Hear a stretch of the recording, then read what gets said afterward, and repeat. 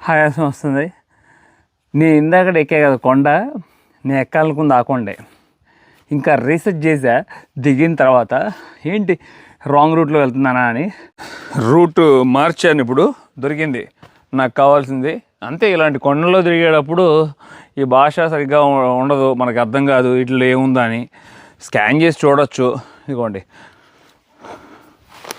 ఓరి చాలా కష్టంగా ఉంది. అదే ఆ స్పెషల్ లేడర్, స్వర్గానికి దారి.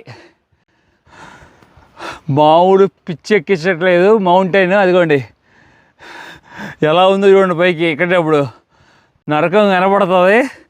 ఇదంతా కిందకి వ్యూ, అందమైన కొండ ప్రాంతం. అక్కడి నుండి వచ్చాం మనం. ఇప్పుడు ఆరుడంగా ఉంది మరి.